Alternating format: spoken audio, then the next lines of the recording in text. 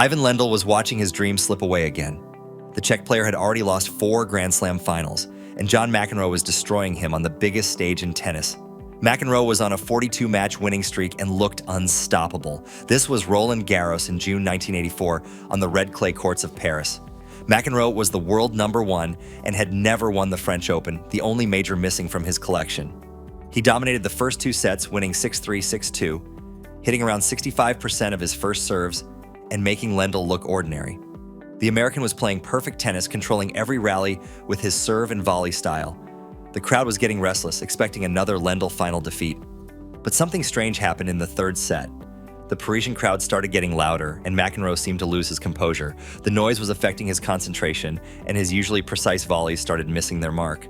Lendl sensed the opportunity and began hitting harder from the baseline, using his powerful ground strokes to push McEnroe back. He broke serve at 5-4 to win the 3rd set 6-4, and suddenly the momentum shifted completely. In the 4th set, even though McEnroe led 4-2, Lendl's relentless pressure started paying off. The Czech player was hitting winners from both wings, and McEnroe's movement at the net became hesitant. Lendl fought back to win 7-5, leveling the match at 2 sets all. The crowd was now fully behind the underdog, sensing tennis history in the making. The 5th set saw Lendl complete the comeback with a 7-5 victory in 4 hours and 8 minutes match. This was Lendl's first Grand Slam title after 3 final defeats. Since the US Open in 1982 final played against Jimmy Connors, McEnroe never won the French Open, and this loss haunted him for years.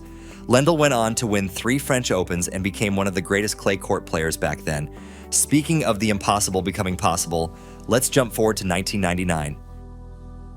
Andre Agassi was getting humiliated on the biggest stage in tennis. The American superstar was down 6-1, 6-2 to a player ranked 20th in the world, and his dream of completing the career Grand Slam was turning into a nightmare. This was Roland Garros in June 1999. Agassi, who had returned to world #1, was trying to become the first man in 30 years to win all 4 Grand Slams.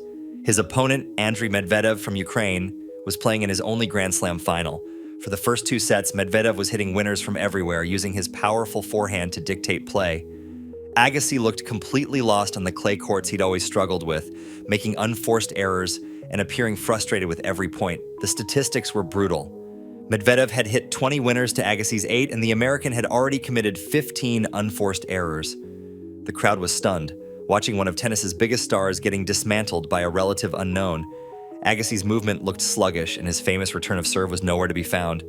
After just 90 minutes, it seemed like the match was effectively over. Then the rain came. During the delay, Agassi's coach Brad Gilbert gave him the pep talk of his life. Gilbert told him to be more aggressive, to take the ball earlier, and to use his experience. When play resumed after 20 minutes, Agassi was a completely different player. His body language changed, his shots became more precise, and suddenly he was dictating points instead of reacting to them.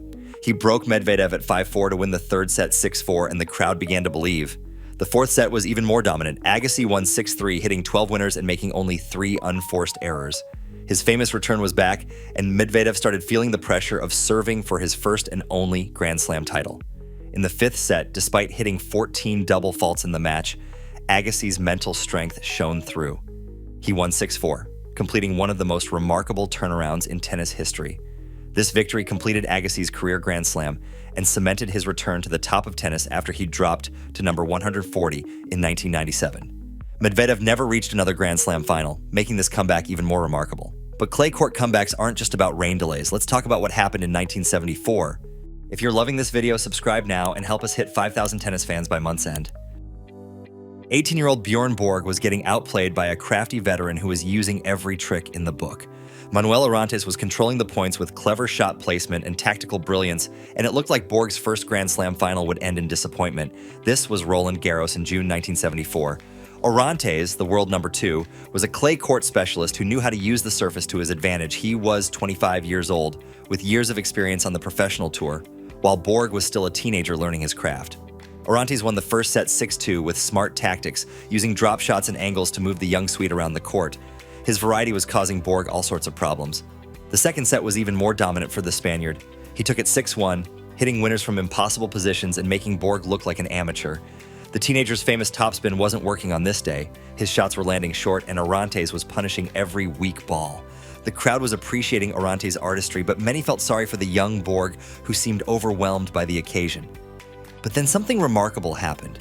Between the second and third sets, Borg made tactical adjustments that would define his entire career. He began hitting the ball harder and deeper, using more topspin to push Orantes back behind the baseline. Instead of trying to match the Spaniard's variety, he decided to overpower him with raw athleticism and relentless pressure. The third set was a complete reversal. Borg won 6-0, hitting 10 winners and making only 2 unforced errors. His shots were now landing deep in the corners, and Orantes couldn't handle the pace.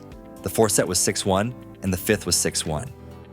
In just over an hour, Borg had won 18 of the last 20 games, completely turning the match around. Orantes, who had looked so comfortable early on, suddenly couldn't handle the pace and power. His clever tactics were useless against Borg's relentless baseline assault. This was Borg's first Grand Slam title and the beginning of one of tennis's greatest dynasties. He went on to win 6 French Opens and became the king of clay, showing that sometimes the best tactic is simply hitting the ball harder than your opponent. But if you think that was dramatic, wait until you hear about what happened in Argentina. Gaston Gaudio was suffering the most lopsided beatdown in Grand Slam final history. His fellow Argentine Guillermo Coria had just won the first set 6-0, a bagel in tennis terms, and was cruising through the second set 6-3. This wasn't just a loss, it was complete and utter domination. This was Roland Garros, June 6, 2004, and both players were from Argentina, making it extra special for South American tennis. The entire country was watching as 2 of their own battled for tennis immortality. Coria was the world number 3 and the heavy favorite, having beaten Gaudio in all their previous meetings. He was known as El Mago, the magician, for his incredible shot-making ability and court coverage. Gaudio was ranked 34th and unseeded. Nobody gave him a chance. After losing the first set without winning a single game, hitting only 3 winners to Coria's 12, it looked like the match would be over in straight sets. Coria was playing perfect tennis, hitting angles that seemed impossible and retrieving every ball Gaudio threw at him. The statistics were embarrassing. Gaudio had won only 12 points in the entire first set. But tennis is unpredictable, and physical fitness plays a huge role in 5-set matches. Coria had played some grueling matches to reach the final, and the pressure of playing for his first Grand Slam was enormous. In the third set, Gaudio began to find his rhythm, winning 6-4 and giving himself hope. The crowd started getting behind the underdog, sensing that something special might be happening. The fourth set was where everything changed. Coria started cramping in his legs, a problem that had plagued him throughout his career. His movement became labored, and suddenly Gaudio was dictating points. The unseeded Argentine won the fourth set 6-1, and the match was level at 2 sets all. Coria was receiving medical treatment, but the damage was done. His confidence was shattered. In the fifth set, Coria actually led 6-4 and served for the championship, but couldn't close it out. At 6-5, Coria was serving for the match and had 2 match points, but Gaudio saved both as Coria hit crucial shots wide under the pressure. The set went to 6-6 with Gaudio serving. The unseeded Argentine held his nerve to go up 7-6, putting the pressure back on Coria. When Coria served at 6-7, Gaudio broke serve to win 8-6 in an epic finale that lasted over 3 hours. This was Gaudio's only Grand Slam title, and he became the first man to win a Slam final after losing a set 6-0. Coria never won a Grand Slam, making this loss one of the most heartbreaking in tennis history. Speaking of heartbreak turning into triumph, let's talk about a more recent classic. Novak Djokovic was getting schooled by a 22-year-old who was playing the tennis of his life. Stefanos Tsitsipas had just beaten Alexander Zverev in a grueling 5-set semifinal and was 2 sets away from his first Grand Slam title, leading 7-6, 8, 6-2. The Greek player looked unstoppable. This was Roland Garros on June 13, 2021, on the clay courts of Paris. Tsitsipas was playing with incredible confidence, having just achieved one of the biggest wins of his career by defeating Zverev after leading 2 sets to love. His forehand was on fire, and he won the first set in a dramatic tiebreak 8-6, then dominated the second set 6-2 with 18 winners. Djokovic, meanwhile, looked tired and sluggish after his brutal 4-set semifinal victory against Rafael Nadal just 2 days earlier. The Serbian was making uncharacteristic errors, particularly on his usually reliable backhand. Tsitsipas was dictating play with his aggressive style, coming forward to the net and finishing points with authority. The crowd was firmly behind the young Greek, who was just 120 minutes away from tennis immortality. His serve was working perfectly, winning 75% of first serve points, and Djokovic seemed to have no answers. But Djokovic is one of the greatest tennis players for a reason. Between the second and third sets, he completely changed his tactics. Instead of playing defensively, he became more aggressive, taking the ball earlier and moving forward in the court. He started targeting Tsitsipas' backhand, which had been the weaker wing, throughout the match. The third set was a masterclass in tactical adjustment. Djokovic broke Tsitsipas early and won 6-3, suddenly looking like the player who had won 18 Grand Slams. His movement improved dramatically, and his shots became more precise. The fourth set was even more dominant. Djokovic won at 6-2, hitting 15 winners and making only 4 unforced errors. By the fifth set, the momentum had completely shifted. Tsitsipas, who had looked so confident early on, was now making errors and showing signs of nerves. Djokovic's experience showed as he controlled the final set, winning 6-4 with authority. The crowd was stunned. They had witnessed one of the greatest comebacks in French Open history. This was Djokovic's 19th Grand Slam and second French Open title. It kept him on track for the calendar Grand Slam, winning all 4 majors in 1 year. However, Medvedev won the US Open and stopped him. More importantly, it showed that even when you're down and out, champions find a way to turn matches around. Now let's talk about a comeback that happened just 3 years ago. Jannik Sinner was getting absolutely destroyed in the biggest match of his life. Down 2-0 in his first Grand Slam final, facing one of the best players in the world, and looking like he was about to become another footnote in tennis history. The scoreboard read 6-3, 6-3, and it seemed like the match was effectively over. This was January 2024 in Melbourne, Australia, under the scorching summer sun. Sinner, just 22 years old and ranked number 5, was playing Daniil Medvedev, the number 3 player who had already won a Grand Slam and reached multiple finals. For an hour and a half, Medvedev was playing perfect tennis, winning 65% of his first serve points and making Sinner look like he didn't belong on the same court. The Russian was using his incredible reach and defensive skills to neutralize Sinner's power, then counterattacking with precision. His serve was working perfectly, hitting 8 aces in the first 2 sets, and Sinner couldn't find a way to break through. The Italian had managed only 2 break points in the entire match so far, and both were saved comfortably by Medvedev. Everyone watching thought the match was over. Sinner's team looked dejected, and even the commentators were discussing how the young Italian would learn from this experience. But champions are made in moments like these, when everything seems impossible and the pressure is at its highest. Then, something clicked in the third set. Sinner began hitting his backhand with more conviction, taking the ball earlier and moving Medvedev around the court. He broke serve at 5-4 to win the third set 6-4, and suddenly there was hope. His body language changed completely.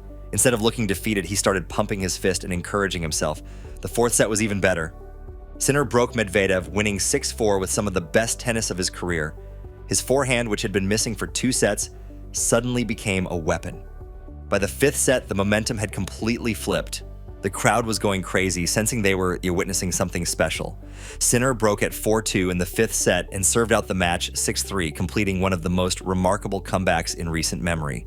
This wasn't just his first Grand Slam title. It marked the arrival of a new generation. By the end of 2024, he'd reached number 1 in the world. But if you think that comeback was impressive, the greatest 0-2 comeback in tennis history happened just 2 years earlier. Rafael Nadal was supposed to be done. At 35 years old, coming back from a foot injury that kept him out of Wimbledon and the US Open, he looked finished against the younger, stronger Daniil Medvedev. This was going to be the end of an era. This was Melbourne in January 2022, and the tennis world was watching what many thought would be Nadal's final Grand Slam final. He hadn't played competitive tennis in months, while Medvedev was the defending US Open champion and the clear favorite.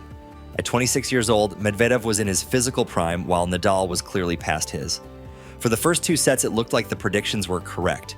Medvedev was hitting bombs from the baseline, returning everything Nadal threw at him with interest. His defensive skills were on full display, making Nadal run from corner to corner. The Russian won the first set 6-2, dominating with his serve and aggressive returns. The second set went to a tiebreak, which Medvedev won 7-5-6. After 2 sets, Medvedev led 6-2, 7, 6-5, but in the third set, Nadal fought back brilliantly. At 5-4 and serving for the set, Nadal was up 40-0, 3 set points to get back into the match. The crowd was on their feet, sensing that the champion might not be finished yet. Despite looking exhausted earlier, Nadal's movement had improved, and his famous forehand was starting to find its mark again. Nadal won the third set 6-4, then the fourth 6-4. In the fifth set, both players were exhausted after more than 5 hours of tennis. Medvedev broke back to tie at 5-5, but Nadal broke again at 6 when Medvedev threw it out, then served out the match after exactly 5 hours and 24 minutes of pure drama. This victory gave Nadal his 21st Grand Slam, breaking the all-time men's record he shared with Federer and Djokovic. The tennis world called it the greatest comeback in the sport's history. By the way, if you want to subscribe, I'm going to start posting every day. Thanks. Anyway, these 7 comebacks prove that in tennis, no lead is safe and no match is over until the final point is played. And we have reached the final of our video. If you loved, please subscribe and watch our next video here.